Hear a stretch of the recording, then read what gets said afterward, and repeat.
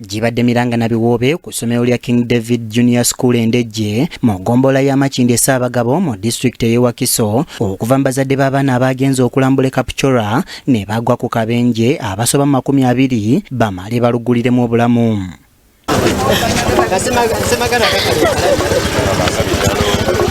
Bakira abazadde abatuuka ku ssomero lino nga babuuza kimu abaana baabwe gye bali. Gavumenti eteekewo ennyonyi eno naye abaana bannange abaana emitima gituke babalamu tubaagala wano bannange naye tuli bubi nnyo.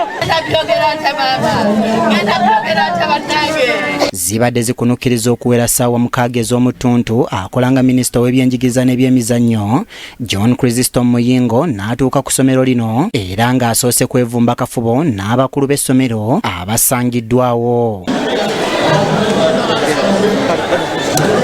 Oluvannyuma minisita Muyingo avuddeyo n'ayogerako eri abazadde wamu n'abantu ab'enjawulo ababadde bakuŋŋaanye. Wano meeya wa Makindye Ssaabagabo Galabuzi Sozi John Bosco Serunkuuma asabye minisita okukkiriza essomero lino okusooka okuggalwa okumala ssabbiiti 2 nga bwe beetegereza ekintu minisita kyakkiriza.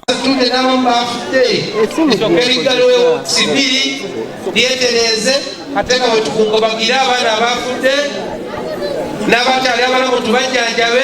Kyamukisa mulungi kati gavumenti ye eze wakati wano okulaba engeri kijjejjayo abakyali abalamu okubakomyawo e Kampala n'abali abafudde okubaleeta mu mokyala eno basobole okubawa abazadde baabwe. Akulira ebyenjigiriza mu Makindye Ssaabagabo Pauline Nsangi ategeezezza nga bwe bagenda okukolera awamu ku nsonga eno nga ne minisita omubeezi w'abaana Lakisa Mathe Faith aliko by'ayogedde.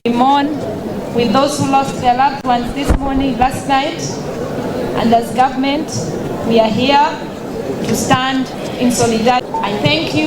The team will be here the whole day to offer that kind of support, and will not leave here until we're sure that the situation has come down.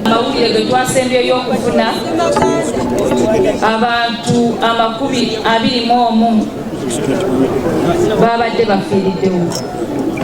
Essomero lyasimbudde emmotoka 4 okuva wano, mwabaddemu baasi 2 ne drone 2 ne bagenda okulambula, era baasi emu ye yagudde ku kabenje. Ye RDC wa district y'e Wakiso Justin Mbabazi asabye abantu okuba abakakkamu mu buli kimu ekigenda mu maaso era nti ensonga bazikwase gavumenti.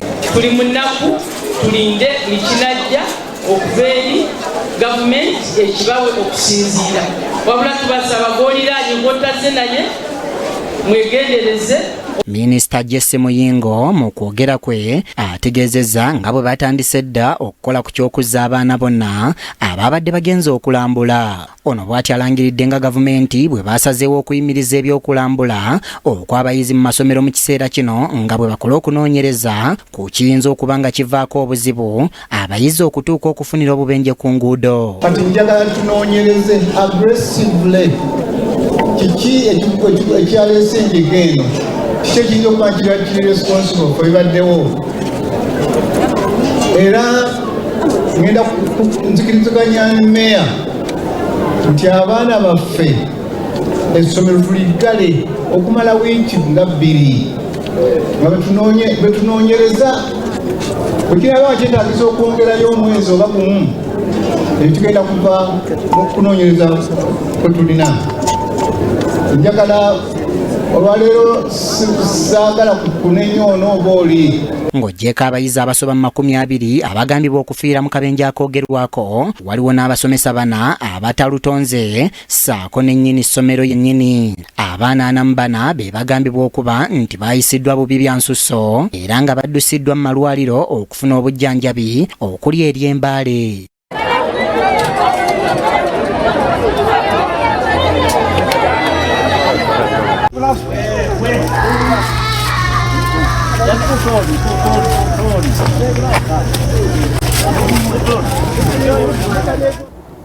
Kibi nnyo ky'embeera eyo, kitalo nnyo kitalo ddala.